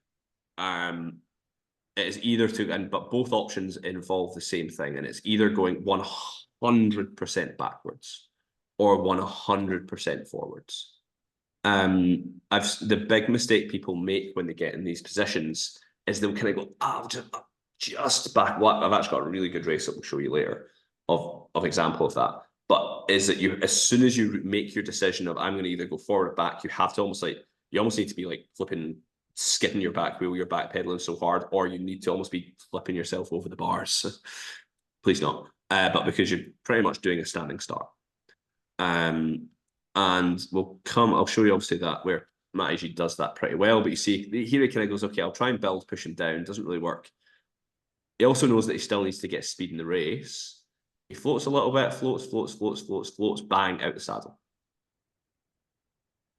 He does get lucky. No, he doesn't get lucky. He gets lucky by gift of his genetics, and his good looks and long neck. But no, he is just stronger. He was the better physical athlete in that race. But you see, as you're coming out of the corner, he just has to commit. Actually, I've got a really nice example of how to get out of a pin later. But yeah, simply you see, even from most of the points in the race, he also doesn't really he doesn't construct. This is where someone who also doesn't construct a good race. There's not really any point in the race where he's not trying to basically just do a 200. If you look even earlier, okay, sorry, yeah. Obviously here again, even again, he's just going, oh, okay, I'll just go up to the fence. Jack's just going, okay, well, I'll meet you up there. We'll hold hands, but again, there's not really a point in which Glazer is really giving himself many, even he maybe has the option. I definitely doesn't have the option. Actually, I remember the photo, but again, if he'd already started thinking about it or just making little decisions or even more aggressive decisions, he could have maybe forced Jack to commit down to the black, or maybe gotten inside. Because even if we look earlier in the race, which is over here, Jack comes down off of his own choice. Mainly because he realizes there's no real need to be doing it that early. And then you see straight back in, he is just, okay, now I'm gonna go for it again, be aggressive. He's being aggressive, and he's crowding his opponent to minimize their options. As always, he is living it right on the line, beyond the line with the rules. Anyone who watched the Olympics this summer, see, he often does it beyond the line. But yeah. And you would also say, at more or less every point in the race, Jack is the one who's in control. He is dictating where the race goes. He's dictating the speed it's at. The only fault I would say is Jack just reacts a little bit late. Sorry, a lot of clicking. Jack reacts a little bit late over here. At this point, I think he just needs to go 100%. I don't think it would have been enough. I think Glazer was better, but I think it would have maybe just got him his wheel a little bit further ahead. Maybe a little bit of morale as the race is going on. Okay. That is options. Any questions in your the chat? Still salty about the race, but I'm also just a Dutch fanboy. Oh yeah, trust me. Jack knows that he should have been relegated. We told him enough times, but yeah, he's a lucky man, and yeah, a fool. Anyway, okay, I'll just go back to our presentation. Slideshow. Okay. So we're back to here, and then we come to our final. This is one. I would almost call it a half or a 0.75 principle, because this very much is dependent on the race, dependent on the rider, and obviously you can overinvest, you can underinvest. The fourth principle, and I really should have underlined key moments, but the rider who injects speed and effort into the race at the key moments vastly increases their chances or their probability of winning the damn thing. So, I really didn't elaborate much more on that. Well, putting speed into the race where necessary and at key moments. This is relevant to both positions. Is something I really need to stress. This is something against if in P2, as we were talking about a little bit earlier, the idea of constructing your race. You're trying to get the race. You typically do want the race to be moving so that you can either, if you get yourself moving, maybe get yourself some height, you have the opportunity to either take the front, and that again you take control, you disrupt your opponent and you're the rider who's been decisive. Or if the rider does react to that, if you put speed into the race, they react to it, and you've then maybe got a wheel to rush at. You've got the advantage of them tiring themselves out. You can swoop down, punch into your gap, overtake, win. But often riders, when they try and do that, they don't invest enough into the race and they get caught out. Similarly, if you're in P1, investment is super important because you're really trying to defend the race. You're trying to defend your position. You're especially again, as we say at key moments, you want to make sure that you're not, if you lose the front at a lap to go, 3/4 of a lap to go, maybe someone jumps under. Well, we saw the race in Prospenix and Gau at the start. That can be game over. So typically the easiest way to defend P1 is also just to go a bit faster. And particularly as we're seeing now in the modern, are we postmodern now? I don't know. But in the more recent times of track sprinting, races are getting faster. The gears that riders are racing on are bigger. Doesn't mean that you need to ride bigger. There's still a place for some small gear piddlers, but if you are riding a bigger gear, yeah, you also even if your opponent's also in a big gear, but if they're up at the fence and you're sat in black, again, like that race we saw with Velodrome and Lewis Oliva, that can be game over. So I'm going to show you my favorite match sprint of all times. I am going to take reviews out of 10 at the end as well. If you don't enjoy it, I'll kick you into the lobby. It is. I mean, it has a Wang. It's got to be fantastic, right? You ain't seen nothing yet. You guys probably won't have seen this. This is Commonwealth Games, so it might not have reached your shores. But yeah, it's really hard to find Commonwealth coverage over here. Oh yeah. I'll see what I can do. I think I should still be able to get some access to Scottish cycling videos. But okay, so again, this actually probably is a race which encapsulates everything of maybe less so control, but options, investment, and decision making. Oh God, get ready. I'd get a cup of tea for this, or I don't know, buckle in. And in for a wild ride. So Phil Hines in 1, a Wang in 2. Oh, this was during the Segway era. Oh yeah. So you got BTs, you got Segways, you've got terrible positions. Look how short a Wang's bike is.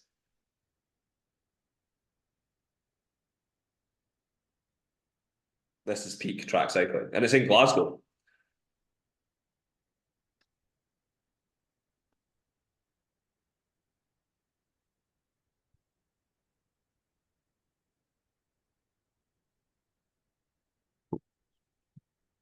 The good old days. They don't make track cyclists like they used to. You got a track stand. It's got everything. Oh, I forgot the track stand. That's right.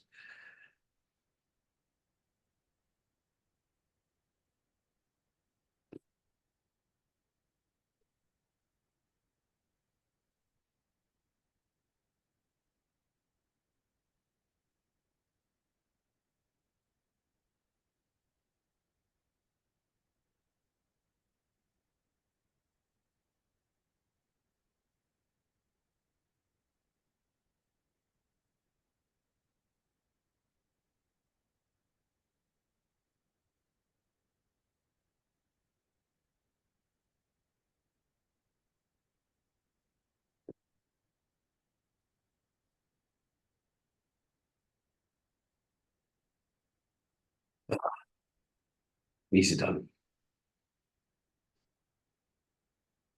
Let's just look at the cadence as well. Oh, this is. I'm assuming I just can't. Oh, wow. Oh yeah, Philip, everybody's favorite German.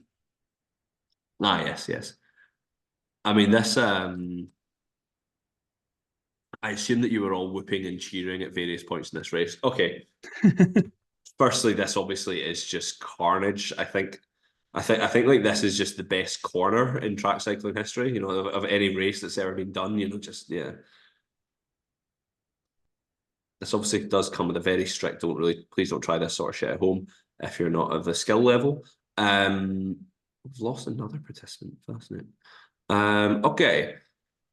So in here, we are obviously looking at investment.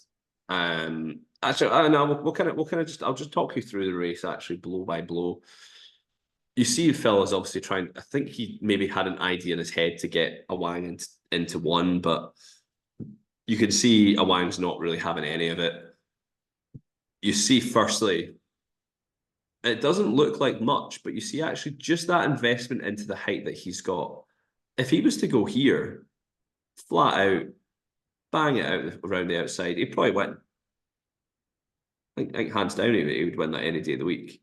Phil does clock it quite well, sees it, but even you see that Wang, even just that little bit of investment back here to get himself that high, he doesn't really add any speed into, you know, he just turns down the track and he's almost backpedaling in a way. And already he's just carrying that speed rounds almost around the outside.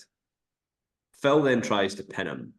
Wang then goes for the 100% backwards strategy. So you see him backpedaling here and then cuts down to get himself out of the position. He then maybe is a little bit aggressive. Anyway, loses the position that he wants. But then you see, as soon as he realizes he's not in P1, you see again, he just the line he cuts up there is so aggressive. And then the most important point really here, where he wins this race, is investment. He puts his speed into the race, Phil doesn't. And he then carries, because he's came with so much speeds, but all of that isn't really because he's faster. They're qualified within about 300ths of a second of each other.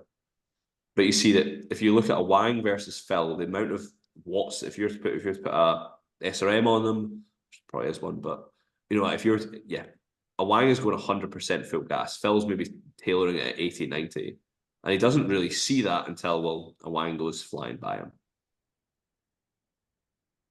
Does that make sense? Any other kind of thoughts or questions on that race other than just you've wet your pants, but it's the best race that is a really good race. Yeah, I'll put the video in a Dropbox just so you can all enjoy it for all time. This is actually how I fall asleep at night. No, but yeah, does it generate too much adrenaline to keep you up? I'm on beta blockers. It's fine. Yeah. Again, I think the other thing I would just say is where Azazul has the Awang, I would say is the one of, if not the best bike racer or track sprinter tactically, is how quickly he makes decisions. Again, he gets pinned. Okay, you know, you see even already he's almost riding himself into the rail just to give him extra space, just to get a little bit of distance between him and Hinders. You know, again, he actually, you know, he does make a mistake here. I think in his way, he does make a mistake here, and then goes okay, and you see instantly he eases off, and then he commits into the track, into the banking to get himself either space and also speed. It means he can mask the speed that he's putting into the race, and then at this point it's game over. Just look at the cadence. Look at the position, Jesus. He's almost using his shoulders to pedal. Get him out of the corner for a bit of extra distance. Yeah. Okay. And then there's a big point there that you just kind of glossed over of using the banking to hide the amount of speed he was putting into the race. And like, that's a big thing of how much, because as soon as he leveled out, you can see how much faster he was going, but you know, he is hiding it. Yeah. So, well, and that's the beauty of it. It's the banking hides it. So if you think if you do a full lap on the black to the red on a conventional 250 meter track, you are going an extra 5 meters further, right? You go from black to the blue, that becomes, I think it's 15 meters. You go to the fence. I don't know the maths for that one. That's going to depend on track width too. And also, yeah, exactly. There's a lot, and obviously even the banking distance also does play a factor. So just even by sheer virtue of being a bit higher, you are going further. So if you're even matching, so if a Wang is matching the distance, almost if Phil, in a second's time, if Phil is over here and a Wang is the same distance difference, he by virtue is actually already going faster. And he also obviously has the downhill. And I think the thing with investment is that does pay off later. You reap what you sow. That if you put that speed into the corner, it's how you use it later on that will pay it back.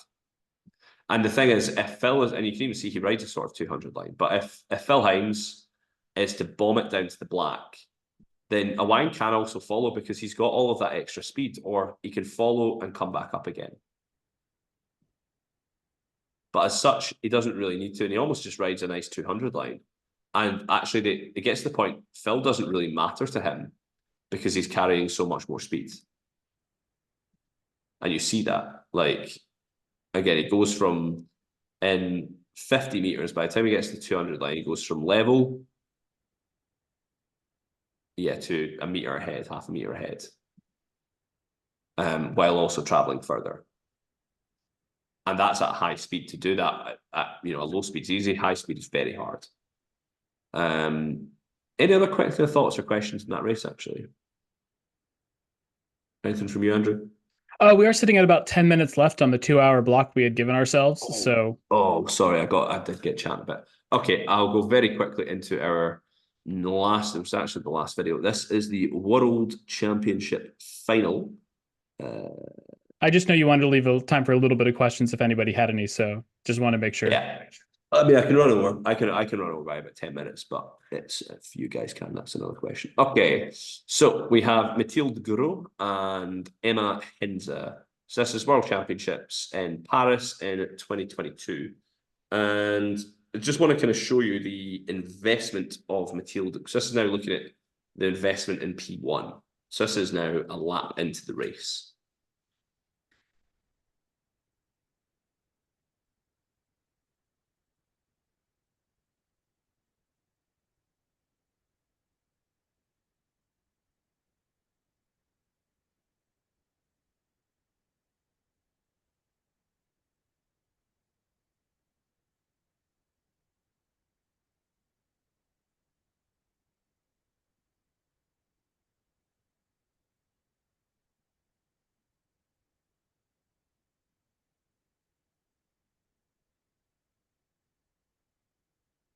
Yeah. Obviously, you didn't quite see the stare-a-thon that happened on the line, if anyone remembers this race. But simply put,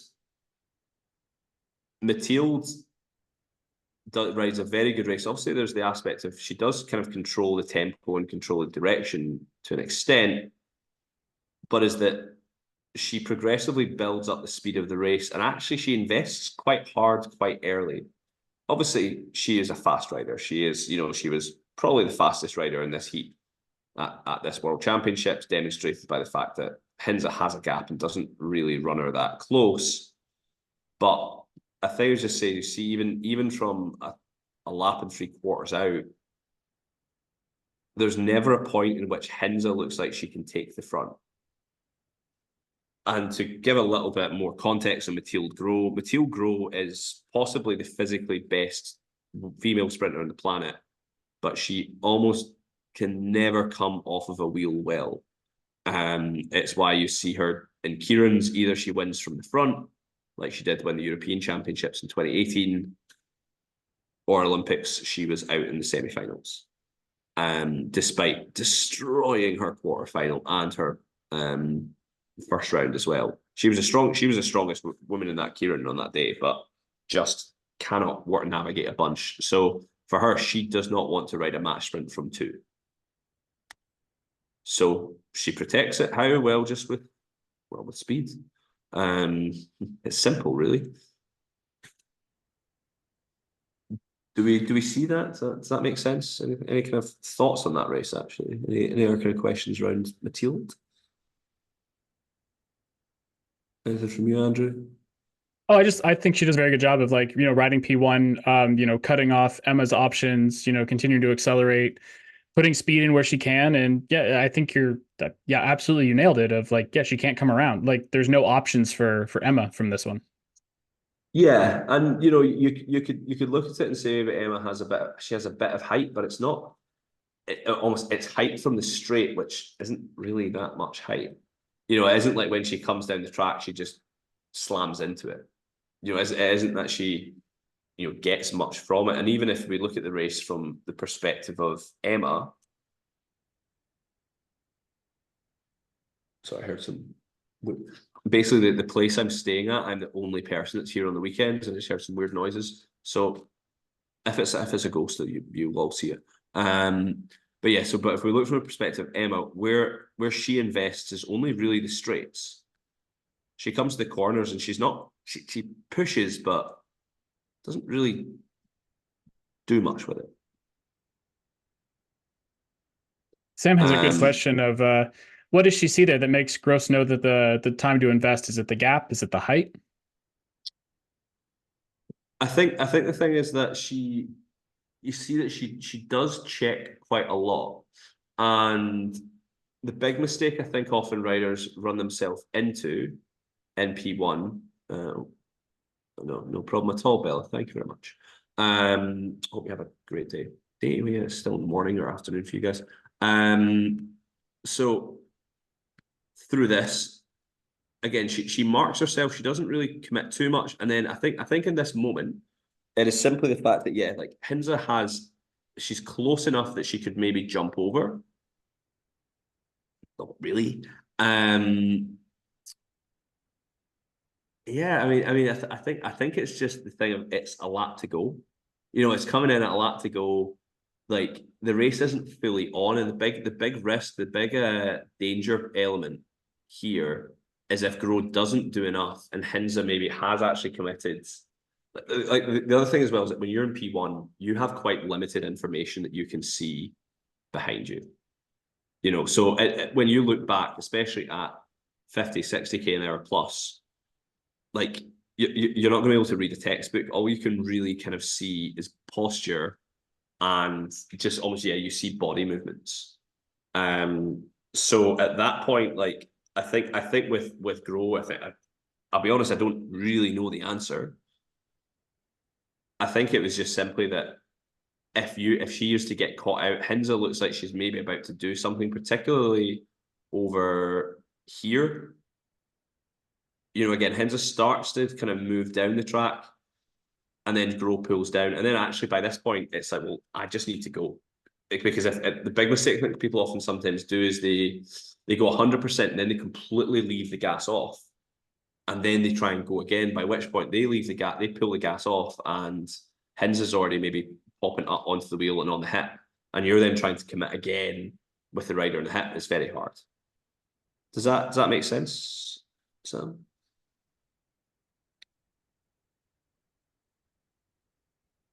I don't know if it would have made a difference in the race, but Emma definitely pops out a little bit early instead of trying to drive through the rear wheel to make the pass. Yeah, she is a bit early on the week, like to come out. Paris is also tricky because the finish line is basically like at the pursuit line. It's such an early finish line. Which is also, if I'm honest, quite a strange race from Emma, because Paris is quite obviously a track that you really want to ride from one on Paris. Because of that. Yeah. Yeah, no, I completely agree, Sam. Actually, like it's particularly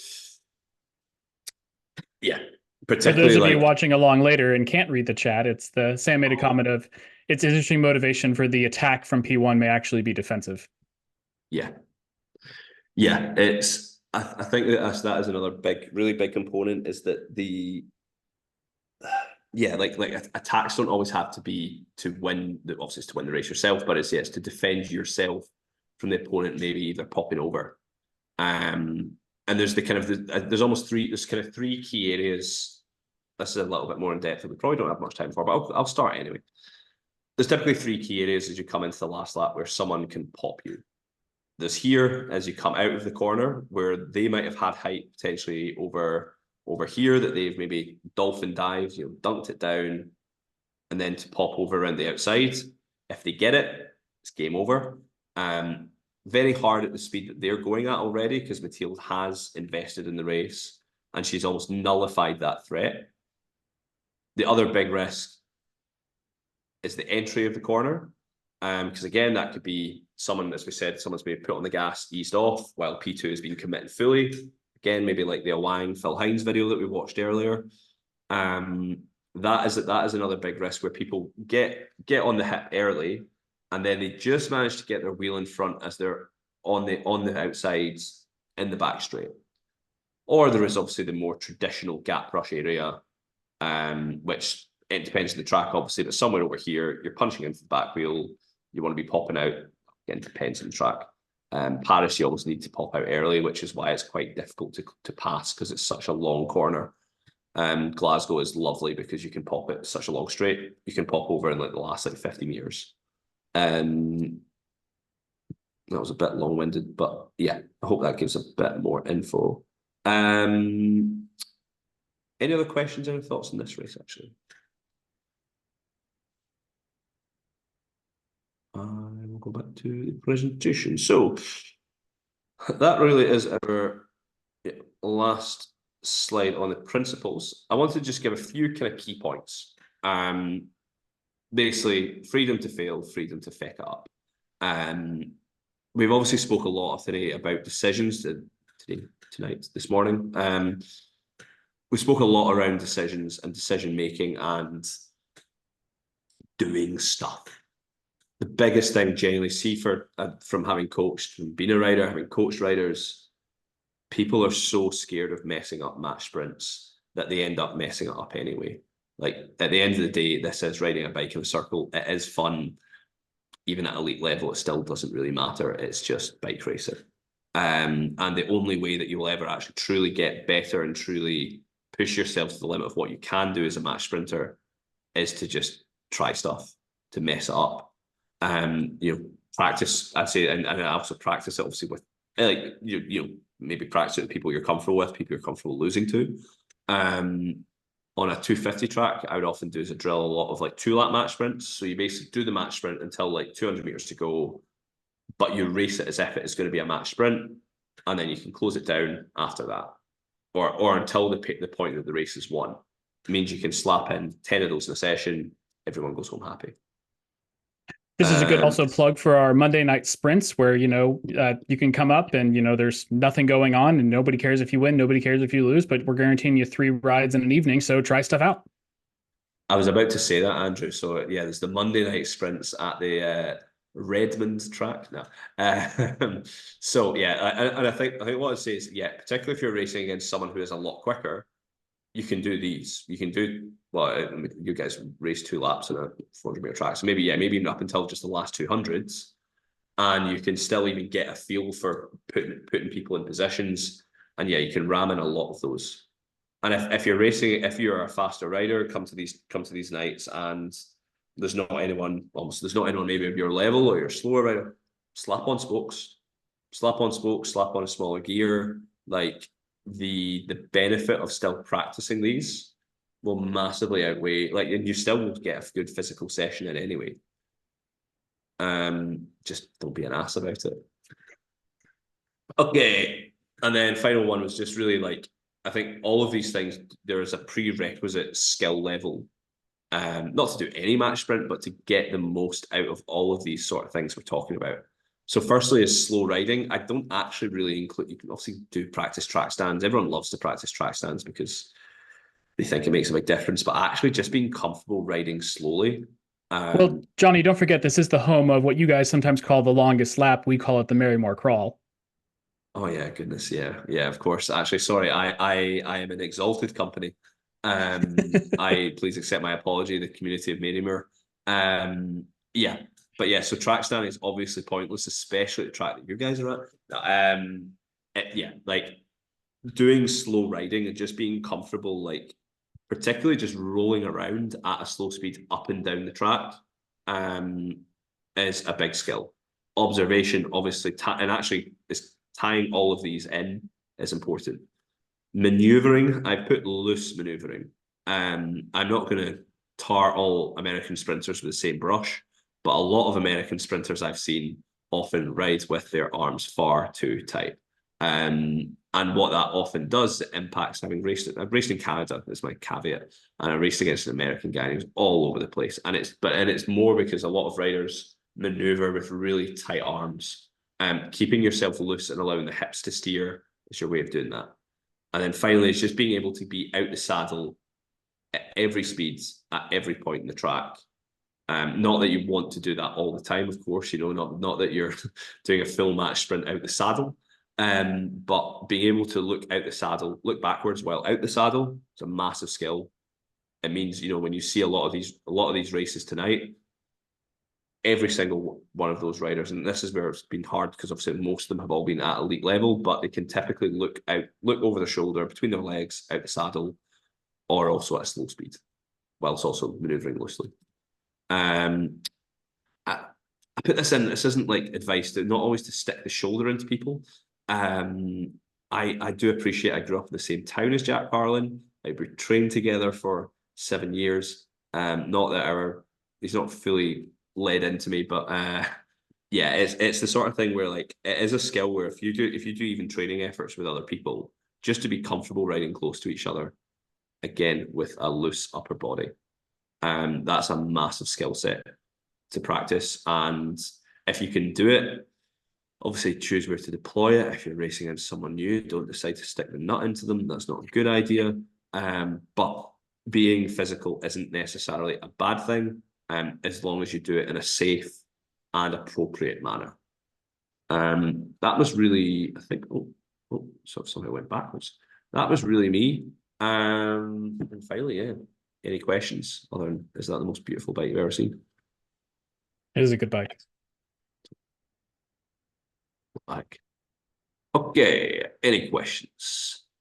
Either fire them in the chat, unmute yourself. Don't be shy.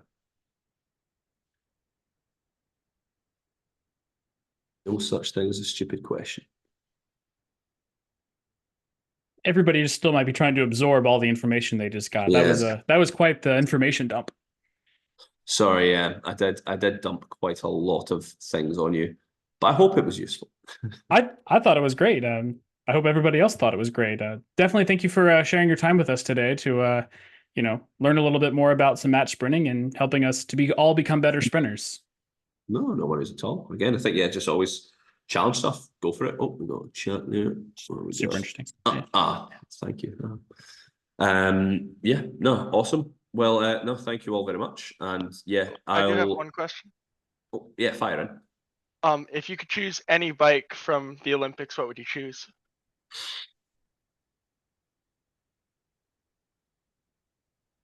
I think I am biased towards the Japanese bikes.